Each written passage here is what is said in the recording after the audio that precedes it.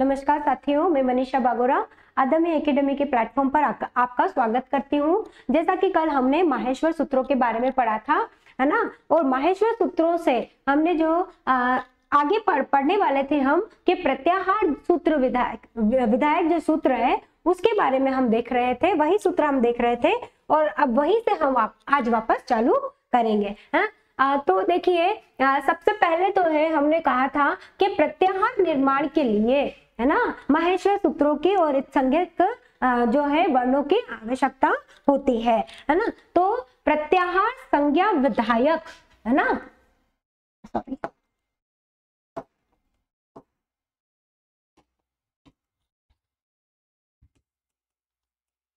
प्रत्याहार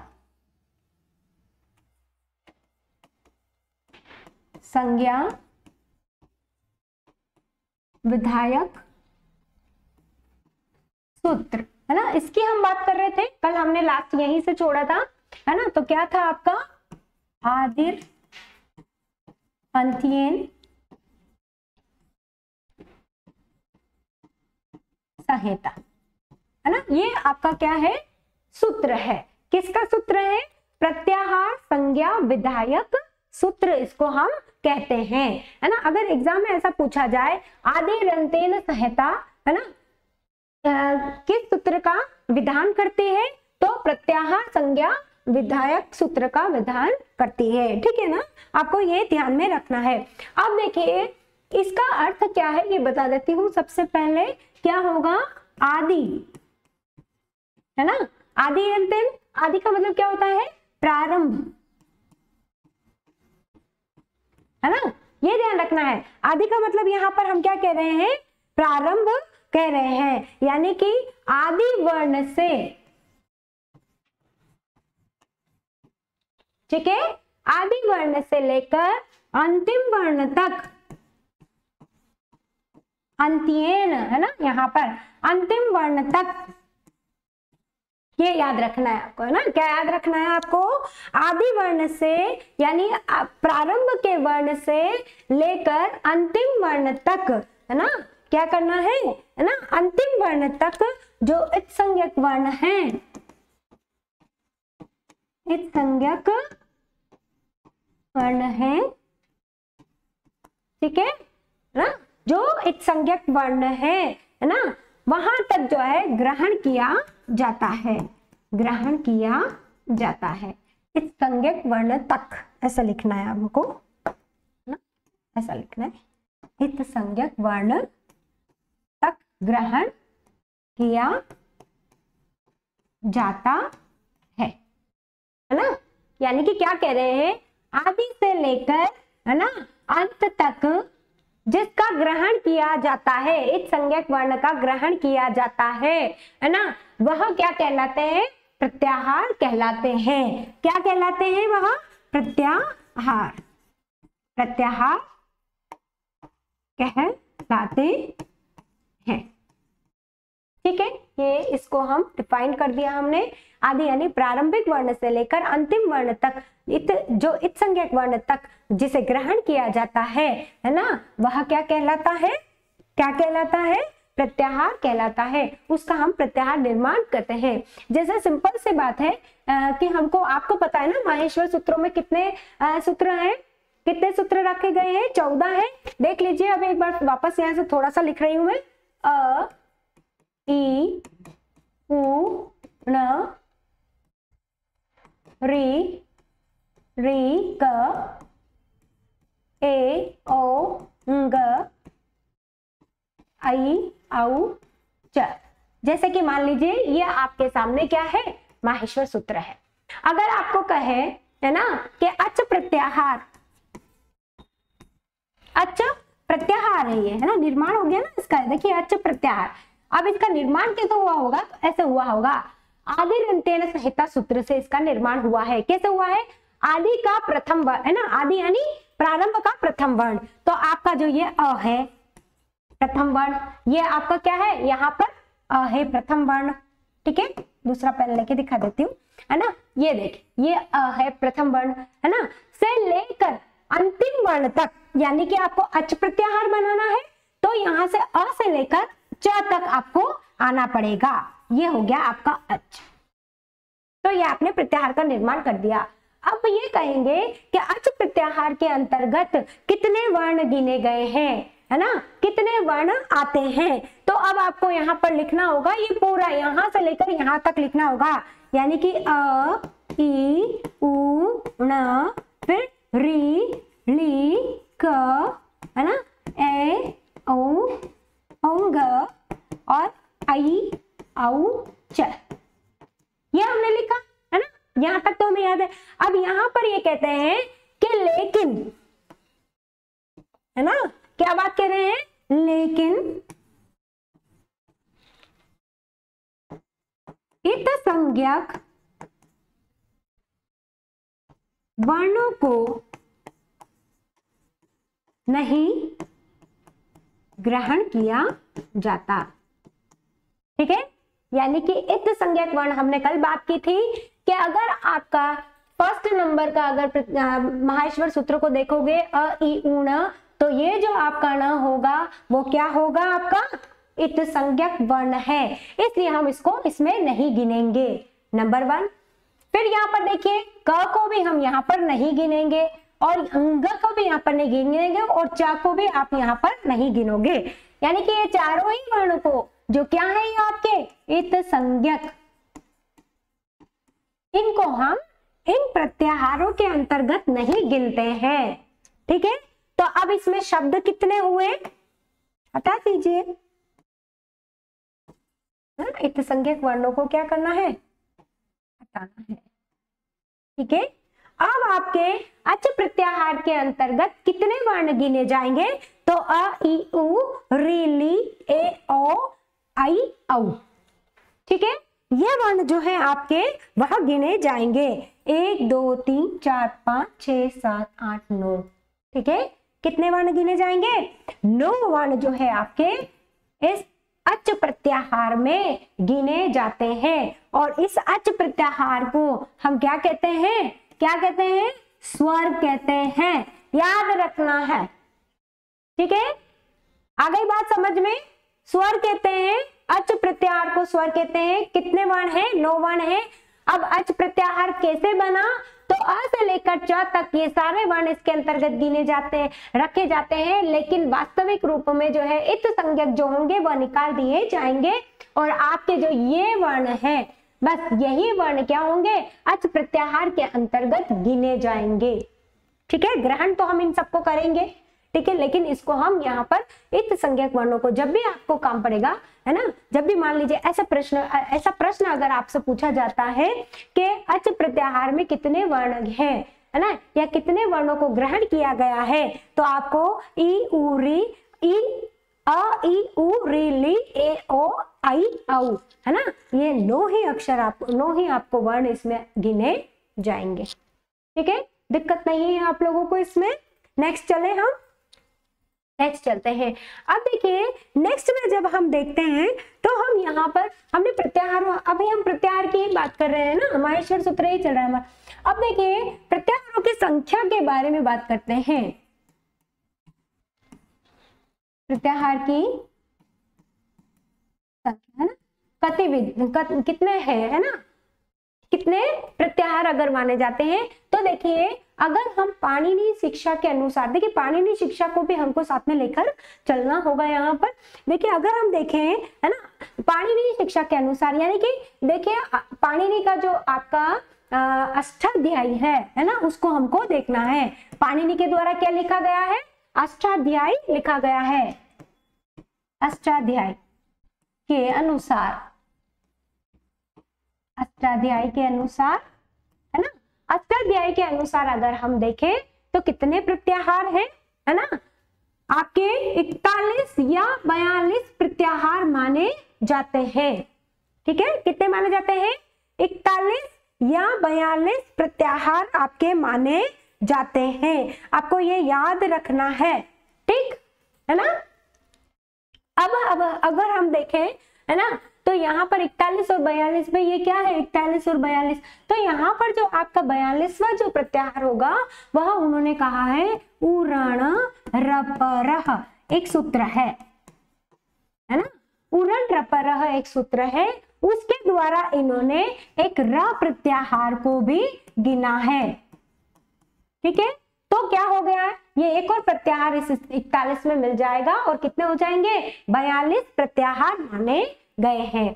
ठीक है, अब इनको जो है संस्कृत में क्या बोलेंगे, है ना, संस्कृत में बोलेंगे इसको द्विचत्वारिंशत्, है ना,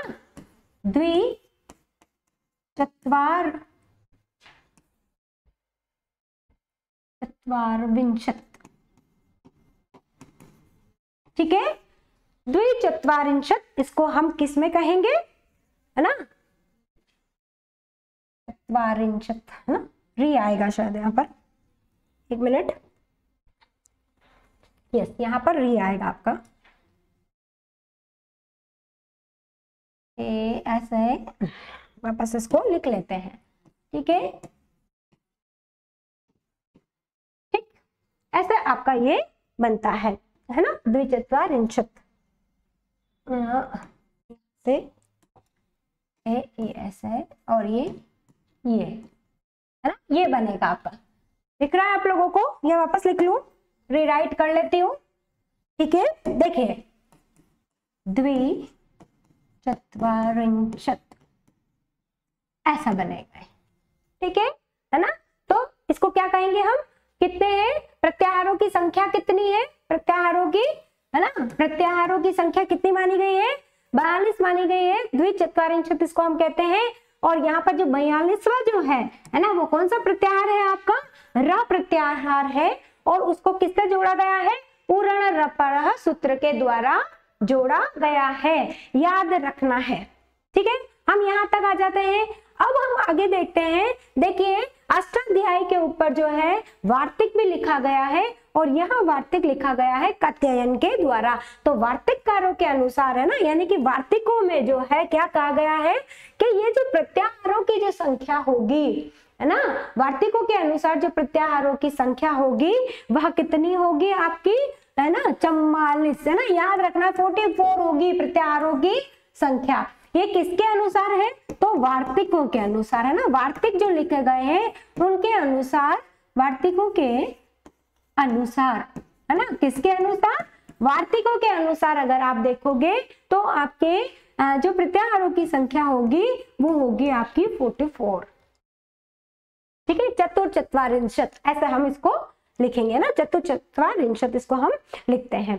ठीक है, कितने हो गए, 44 हो गए। अब कैसे हुए, है ना, तो देखिए यहाँ पर, है ना, तो आपके वार्तिकों के अनुसार एक चय करके, है ना, चय करके एक प्रत्याहार और जोड़ा गया है। ठीक है, चय करके एक प्रत्याहार जोड़ा गया है। इसके अलावा उनादि सूत्रों में जो आपका प्रत्याहार है वो है नियम, ये प्रत्याहार भी जोड़ा गया है। इन दोनों को जोड़ने के पश्चात जो है ना, इन दोनों को जोड़ने के पश्चात आपके प्रत्याहारों की जो संख्या होगी वो कितनी होगी, 44 मानी जाएगी। यहां तक आपको समझ में आ गया हो तो मैं बता देती हूँ। एक आपका देखिए जो ये र प्रत्याहार है उसके अंतर्गत हम कितने वर्णों को गिनते हैं, 2 वर्णों को गिनते हैं। एक तो आपका आता है र और एक आपका आता है ल। याद रखना है, र प्रत्याहार के अंतर्गत क्वेश्चन पूछा जाएगा, र प्रत्याहार के अंतर्गत, है ना, कौन से वर्ण जोड़े गए हैं, तो र प्रत्याहार के अंतर्गत र और ल दोनों ही आपके जोड़े गए हैं। ठीक है, कहीं कोई दिक्कत हो तो आप मुझे मैसेज जरूर कर दीजिएगा, हम उसको वापस नेक्स्ट डे हम उसी को वापस पढ़कर आपको जो है वापस इसको सॉल्व करवा देंगे। ठीक है ना, जो भी आपकी समस्या होगी उसका समाधान हम निकाल लेंगे। ठीक है, साथ साथ लिखते रहिएगा आप लोग। अब देखिए यहाँ पर हम वही प्रत्याहारों की ही बात कर रहे हैं, तो देखिए सर्वाधिक प्रत्याहार बनने वाले इत संज्ञक वर्ण कौन से हैं, है ना, ऐसा कौन सा वर्ण है ना, ऐसा कौन सा वर्ण है इत संज्ञक वर्ण जिससे सर्वाधिक प्रत्याहार बने हैं, है ना, तो ऐसे जो है 6 प्रत्याहार बनाने वाले सर्वाधिक, है ना, सर्वाधिक 6 प्रत्याहार बनाने वाले जो वर्ण है वह इत संज्ञक वर्ण कौन सा है, इत संज्ञक वर्ण। ठीक है, इत संज्ञक वर्ण, वर्ण जिससे सर्वाधिक प्रत्याहारों का निर्माण होता है ना। 6 प्रत्याहारों का निर्माण होता है। कितने प्रत्याहारों का निर्माण होता है? 6 प्रत्याहारों का निर्माण होता है। ठीक है, कौन सा वर्ण है ऐसा? एक तो है आपका श। पहला कौन सा वर्ण माना जाएगा? आपका श माना जाएगा, है ना। तो देखिए अश, एक ये बनता है, अश प्रत्याहार बनता है। ठीक है, पीछे क्या है? श है, इत संज्ञक वर्ण ही बोला है, ध्यान में रखना है। क्या बोला है? इत संज्ञक वर्ण, यानी कि जो पीछे वाला जो वर्ण है, जो हलंत वर्ण है, उससे बनने वाले जो प्रत्याहार है कितने हैं? सर्वाधिक प्रत्याहार 6 प्रत्याहार है, और वह जो पहला वर्ण है आपका वह आएगा श। ठीक है, तो पहला हो गया आपका अश हो गया, दूसरा आपका हर्ष हो गया, ठीक है, तीसरा आपका वश हो गया। देखते लिखते रहना आप, है ना। जश, फिर जस, और एक आता है आपका बश, है ना। कितने प्रत्याहार हुए? देखिए सा से, जो क्या है? इत संज्ञक वर्ण है, उससे 1 2 3 4 5 और ये 6, ये 6 ही प्रत्याहार आपके श से बनेंगे। ठीक है, और दूसरा आपका वर्ण आता है वो है ल। ठीक है, ध्यान में रखना है आपको इसको। क्या है ये? ल है। क्या आएगा? अल, हल, है ना। देखो प्रत्याहार बनता है या नहीं बनता, आप सब लोग घर पे बनाना। ठीक है, बल, ना, अल, हल, बल, रल, ये ध्यान रखना इस प्रत्याहार को, है ना, नोट कर लेना आप। जल और जश, जल, जल और शल। ठीक है, अब इसमें भी कितने प्रत्याहार बने? 1 2 3 4 5 और 6। ठीक है, सर्वाधिक, है ना, क्या है आपके? सर्वाधिक इत संज्ञक वर्ण, जिससे, है ना, क्या हो रहा है? प्रत्याहारों का निर्माण हो रहा है। ऐसा कौन सा इत संज्ञक वर्ण है जिसके द्वारा सर्वाधिक प्रत्याहारों का निर्माण बना है? तो एक तो है आपका श, जिससे भी 6 प्रत्याहार का निर्माण हुआ है, और दूसरा है आपका ल, उससे भी क्या हुआ है? क्या हुआ है? 6 प्रत्याहारों का निर्माण हुआ है। ठीक है, क्लियर हो गया? आगे चले, है ना, लिखते हुए रहिएगा, है ना। चलिए देखिए, अब यहाँ से हमारा जो है आपका जो प्रत्याहार का जो वो कॉन्सेप्ट है ना, वह यहाँ पर खत्म होता है ना। अब देखिए टोटल आपके कितने 44 प्रत्याहार हैं। आप चाहें तो आप घर पर बैठकर क्या कर सकते हैं? पहले आप पूरा जो है आपका क्या करोगे? पूरा माहेश्वर सूत्र लिख लेंगे। ठीक है, और उस माहेश्वर सूत्र को लिखने के पश्चात आप क्या करेंगे? प्रत्याहारों का निर्माण कर सकते हैं। आप 44 ही, है ना, प्रत्याहारों का निर्माण आराम से कर सकते हैं। ठीक है, तो अब मैं नेक्स्ट चल रही हूँ। ठीक है, अब देखिए जो हम संस्कृत व्याकरण में जो हम शुरू में पढ़ते हैं, सबसे पहली जो चीज होती है, जैसे हम हिंदी में अल्फाबेट पढ़ते हैं, उसी प्रकार से हमने माहेश्वर सूत्र पढ़ा। इसी के साथ अब हम यहाँ पर ये देख लेते हैं कि हम वर्ण विचार के बारे में जब पढ़ते हैं, है ना, वर्णों का विचार भी तो हमें करना पड़ेगा। वर्ण विचारों के बारे में हम देखते हैं। अब देखिए वर्णों को मैंने हिंदी भी पढ़ाया है, अगर आपने हिंदी की क्लासेस भी देखी है ना, नहीं देखी है तो वह भी देख लीजिएगा। ठीक है, तो देखिए वर्णों की बात करते हैं तो पहला आता है स्वर और व्यंजन। ठीक है, इन दो में हम क्या करते हैं? मोटे रूप से जो है वर्णों को इन दो रूपों में हम बांट देते हैं या दो भागों में बांट देते हैं। पहला है आपका स्वर और दूसरा है आपका व्यंजन। ठीक है ना, तो अब देखिए आपके सबसे पहले अगर हम ये बात करें तो कितने वर्ण हैं? तो 42 वर्ण माने गए हैं। द्वाचतुर्विंशत, है ना, ये ध्यान रखना है ना, द्वाचतुर्विंशत, है ना, कितने हैं? 42 वर्ण है। अब इन 42 वर्णों को हमने स्वर और व्यंजन में बांट दिया है। ठीक है, जो हमने माहेश्वर सूत्र पढ़ा है, माहेश्वर सूत्र तो आपको याद रखना ही है, जो हमने माहेश्वर सूत्र पढ़ा है और माहेश्वर सूत्र में जो हमने अच्छ प्रत्यय प्रत्याहार देखा है, बिल्कुल अब आपको ऐसा ही पढ़ना होगा, ठीक है ना। जो अच प्रत्याहार देखा है उसमें सब क्या है आपके व्यंजन, सॉरी स्वर है, सॉरी है ना। जो आपका अच प्रत्याहार है उसके अंतर्गत क्या है, सारे स्वर आ जाते हैं, ठीक है ना। लिख लेते हैं, यहाँ पर लिख लेती हूँ अ ई उ, न को नहीं लिखेंगे, री री, क को नहीं लिखेंगे, ए ओ आई और आपका औ, ठीक है, हो गया। थोड़ा ऊपर लिखूं, ऊपर लिख लेते यहाँ से अ ई उ री ली ए ओ आई औ, ठीक है ना। ये जो हमने पढ़ा है वो क्या है आपके अच प्रत्याहार विधायक वर्ण आ गए, ध्यान रखना है आपको अच में, ठीक है।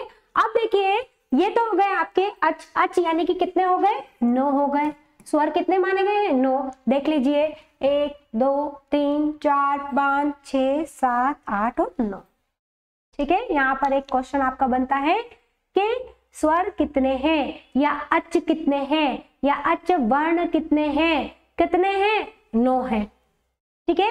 अब आपके आते हैं व्यंजन, है ना। तो व्यंजन को अगर आप देखोगे तो हर जो प्रत्याहार है उसमें सारे व्यंजन आते हैं, ठीक है ना। उसमें क्या आएंगे आपके सारे के सारे व्यंजन आपके आ जाएंगे, ठीक है। और यहाँ पर जो इनकी संख्या होगी वह कितनी होगी, 33 होगी, है ना। कितनी होगी यहाँ पर संख्या, कितनी बताएंगे आप लोग, 33 आपकी संख्या होगी, है ना। तो क्या हो जाएगा, त्रयस्त्रिंशत्, है ना। इसको कैसे लिखोगे आप लोग, त्रयस्त्रिंशत्, त्रयस्त्रिंशत्,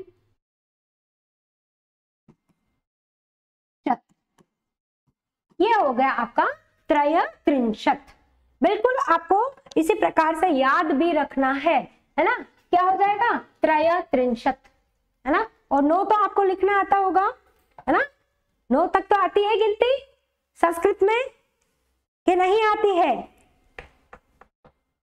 बोलिए। 1 2 3 4 आता है संस्कृत में, है ना। नव क्या हो जाएगा, नवम, इस तरीके से 9 आपका आता है, ठीक है। यहां तक हो गया, है ना, समझ में आ रहा है ना धीरे धीरे।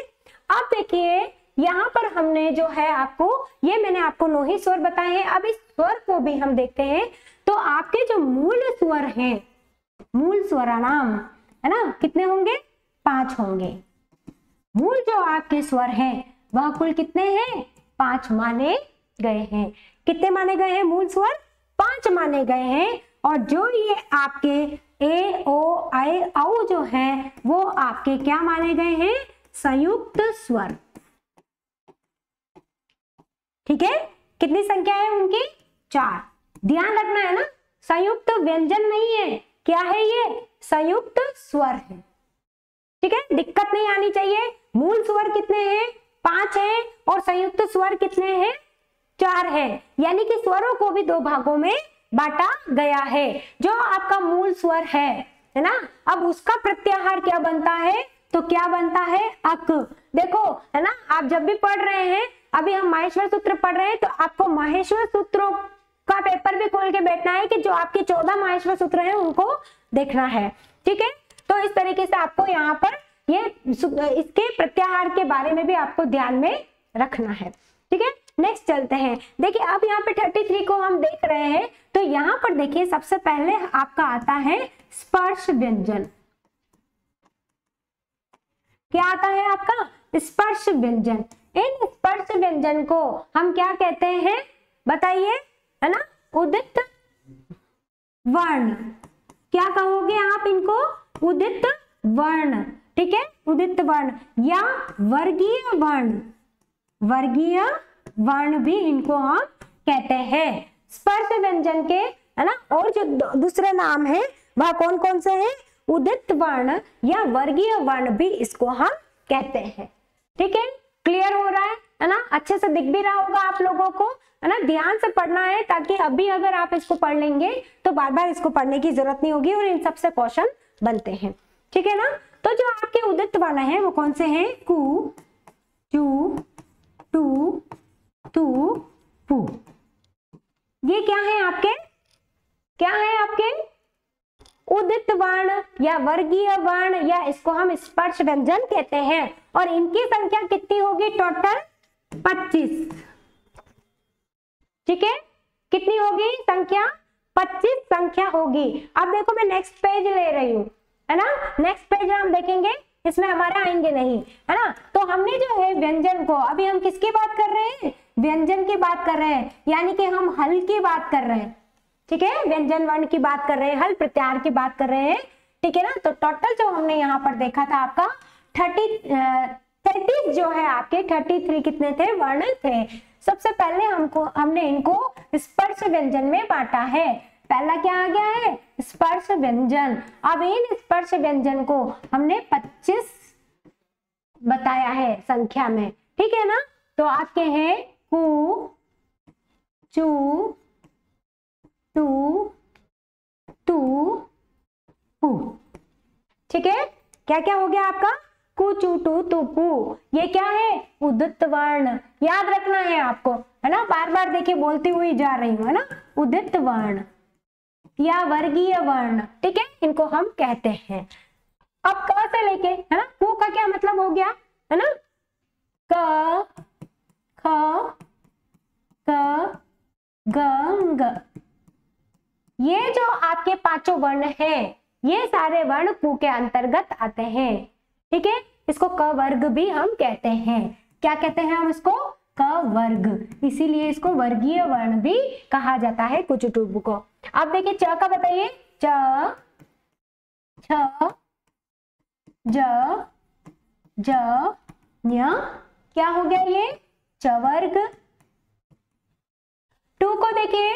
ट, ठ, ड, ढ, न। ठीक है, ये क्या हो गया आपका? ट वर्ग। आते हैं ना? आते हैं या नहीं आते हैं? ये भी बताना पड़ेगा। ठीक है, नहीं आते हैं तो वापस आपको अल्फाबेट पढ़ना पड़ेगा। हिंदी की वर्णमाला को आपको पढ़ना जरूरी है। फिर त, थ, द, ध, न। ठीक है, क्या हो गया आपका? त वर्ग। ये अभी उच्चारण स्थान पढ़ेंगे, उसमें भी काम आएंगे, ध्यान रखना। ठीक है, फिर आपका आता है पू, यानी कि प, फ, ब, भ, म। क्या आ गया? प वर्ग। ठीक, हलंत में भी है ये वर्ण। और कैसे हैं आपके? हलंत के साथ साथ आपके कोमा करके भी इनको आपको लिखना होगा। ठीक है, हो गए। ये जो वर्ण है आपके, ये कौन से वर्ण कहलाते हैं? उदित वर्ण, स्पर्श व्यंजन। ठीक है ना, याद रखना है। और इनकी संख्या कितनी है टोटल आपकी? 25। याद रखना है ना, हाईलाइट कर देते हैं इसको। कितनी संख्या है? 25 संख्या में ये होते हैं। ठीक है, अब हम आगे अगर देखते हैं तो इसके साथ जो है आपके दूसरा नंबर ना, यहाँ पे हम दूसरा नंबर डाल देते हैं। दूसरा होता है ऊष्म वर्ण। ऊष्म वर्णाः कति सन्ति, है ना, यानी कि ऊष्म वर्ण कितने हैं? तो सबसे पहले ऊष्म वर्ण जो होते हैं आपके 4 होते हैं। ठीक है, कौन कौन से होंगे? यहाँ पर देखिए श, श, श, श, स, ह, है ना। ये जो है आपके वह क्या होंगे? ऊष्म वर्ण होंगे। क्या होंगे आपके? ऊष्म वर्ण होंगे। और इनका जो प्रत्याहार होगा वह क्या होगा? शल प्रत्याहार गिना जाएगा। ठीक है, और इनका जो प्रत्याहार होगा, है ना, वह यही प्रत्याहार होगा। ये भी याद रखना है, पहले से याद रख लेना अभी से, ताकि जब हम पढ़ेंगे तब हमको ज्यादा दिक्कत इसमें नहीं आएगी जब हम आगे बढ़ेंगे। ठीक है, और तीसरा जो होगा वह आपका अंतस्थ होगा। अंतस्थ वर्णाः सन्ति, कितने हैं अंतस्थ वर्ण भी, कितने हैं 4 हैं, है ना, य व र ल, है ना, क्या है य र ल व, और ये कौन से प्रत्याहार के अंतर्गत आते हैं, यण प्रत्याहार के अंतर्गत आते हैं, यण प्रत्याहार के अंतर्गत आते हैं। ठीक है, तो ये 25 हो गए, ये 4 हो गए और ये 4 हो गए, शायद 33 हो गए होंगे। ठीक है, चलो नेक्स्ट, चलो लिख रहे हो ना बराबर, साथ के साथ लिखते रहना। चलिए अब देखिए, हमने वर्णों के बारे में पढ़ लिया, सामान्यतः वर्णों के बारे में विचार कर लिया और कैसे प्रत्याहार है ना बनते हैं, हमने यह भी देख लिया है। अब देखिए, अगर हम पाणिनीय शिक्षा की बात करते हैं, है ना, पाणिनीय शिक्षा की अगर हम बात करते हैं, पाणिनीय शिक्षा के अनुसार, है ना, या पाणिनि के अनुसार अगर हम बात करते हैं, तो वर्णों की जो आपकी संख्या होगी कितनी होगी, 63 या 64, कितनी होगी 63 या 64 होगी, है ना, त्रिषष्टिस चतुष्षष्टिर्वा, है ना, कैसे लिखेंगे इसको, त्रिषष्टि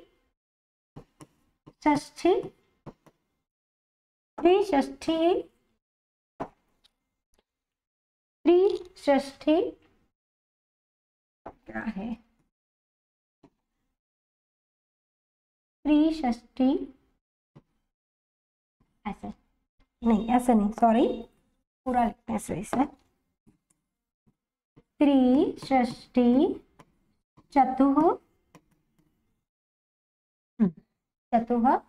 फिर यहाँ पर आ जाएगा आपका षष्ठीवा।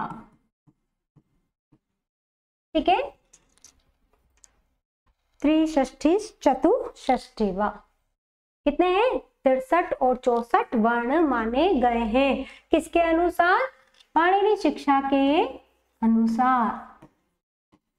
अनुसार वर्ण कितने हैं 63 या 64, संस्कृत में क्या कहेंगे, त्रिषष्टि चतुष्षष्टिवा।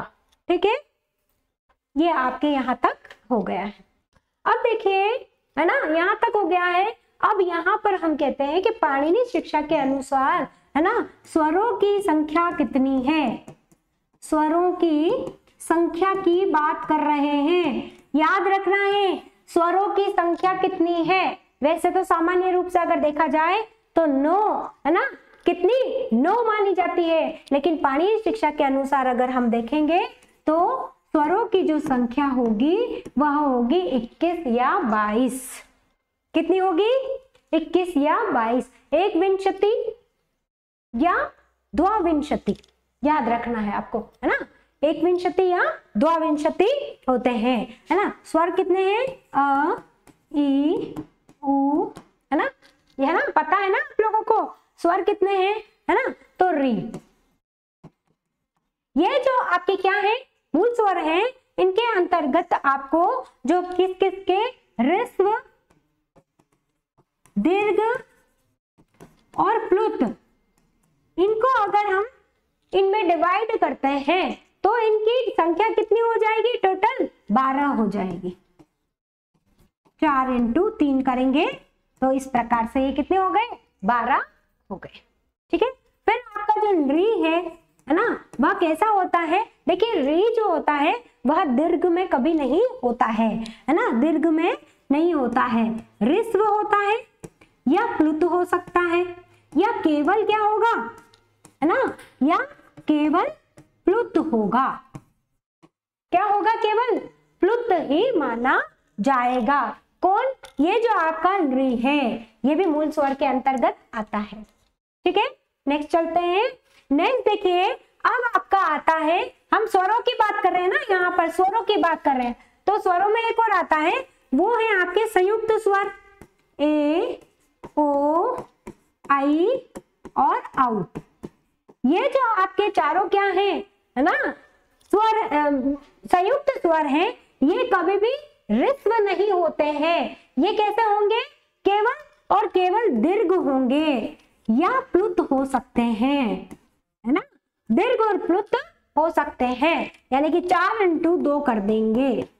यानी ए का दीर्घ होगा प्लुत होगा, ओ का दीर्घ होगा प्लुत होगा, आई का दीर्घ होगा प्लुत होगा, औ का दीर्घ होगा प्लुत होगा। इस तरीके से क्या होगा ये, है ना, इस तरीके से ये होंगे आपके टोटल 8 हो जाएंगे।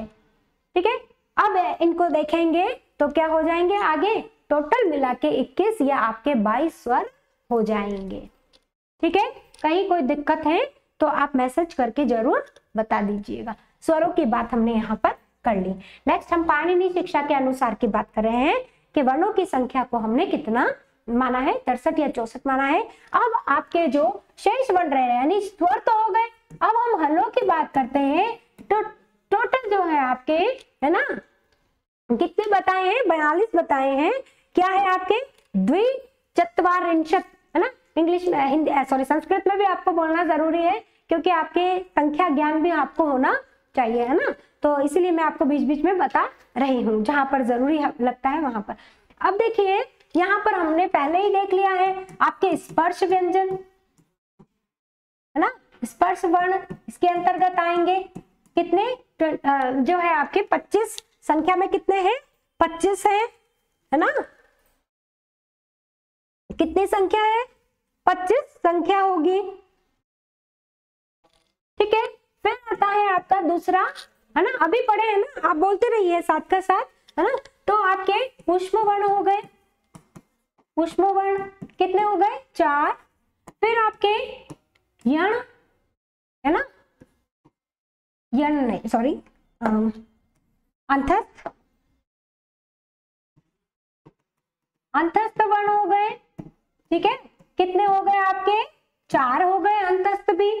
इसके बाद देखते हैं एक आपका आ जाता है अनुस्वार, ये हमें अभी पढ़ना है, अभी पढ़ा दूंगी। ठीक है, फिर अनुस्वार के बाद आता है आपका विसर्ग, संस्कृत में बहुत इंपॉर्टेंट है, एक हो गया विसर्ग। ठीक है, देखिए नंबर 6 पे आता है आपका जिह्वामूलीय, जिह्वामूलीय, है ना, कैसा है, 1 है ना, इस प्रकार से। फिर आता है उपधमानीय, है ना, उपधमानीय भी क्या है, 1 आता है। फिर आता है आपका, है ना, क्या आता है आपका, दुःस्पर्श, दुःस्पृष्ट,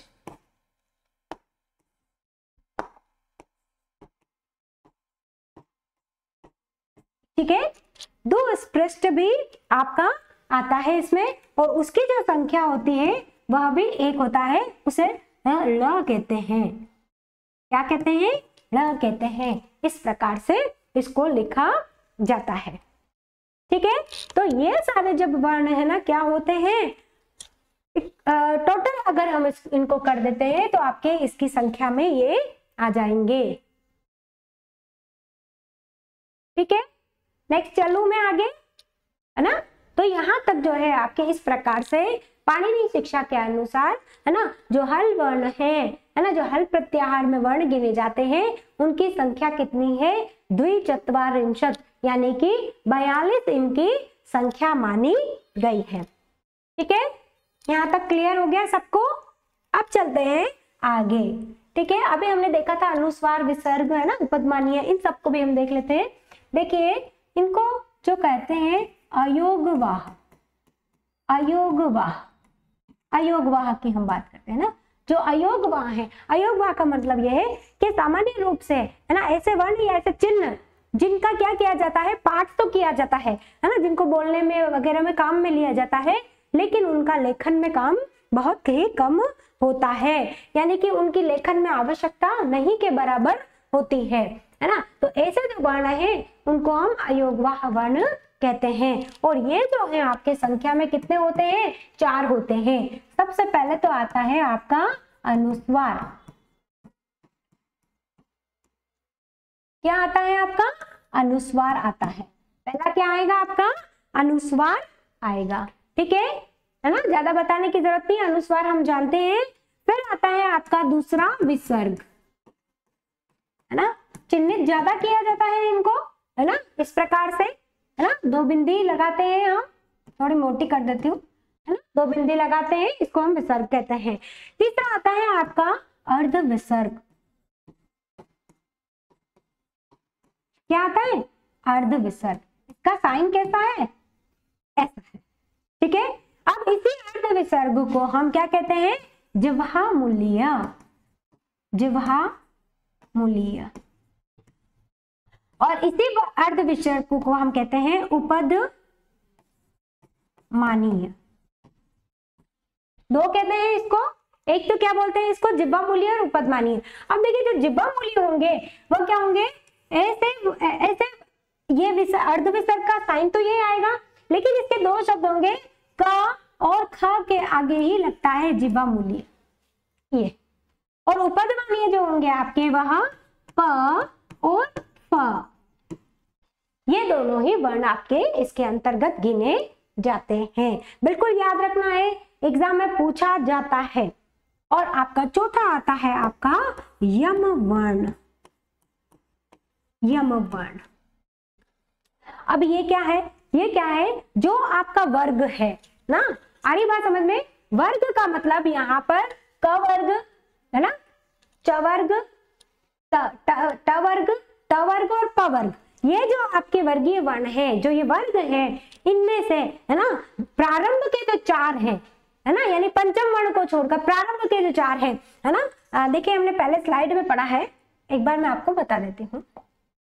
ये जो है, ये देखिए, ये क वर्ग, ये च वर्ग, ट वर्ग, त वर्ग और प वर्ग, इसको हमने सोचा है ना, देखा है ना, यम वर्ण हम सोच रहे हैं यहाँ पर पढ़ेंगे। तो देखिए ये जो प्रारंभ के जो ये चार हैं, ये प्रारंभ के कौन से चार, प्रत्येक वर्ग के प्रारंभ के जो ये चार वर्ण है ना, उनके आगे है ना, ये अगर वर्ण आता है और उसके आगे यानी उसके बाद में अगर कोई क्या वर्ण आ जाता है, किसी भी वर्ग का अगर पंचम वर्ण आ जाता है, तो उस वर्ण के आगे वाला वर्ण उसी में परिवर्तित हो जाता है, उसको हम क्या कहते हैं, यम वर्ण कहते हैं। ठीक है, जैसे बता देती हूं मैं आपको, जैसे हम लिखते हैं अग्नि,